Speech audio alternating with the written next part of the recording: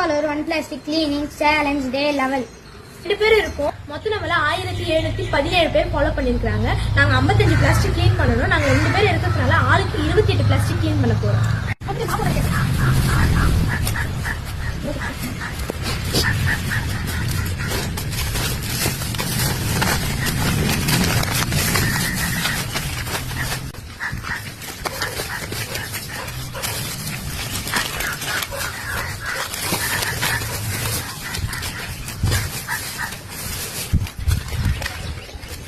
அவங்க கிராமத்துல பண்ணிட்டு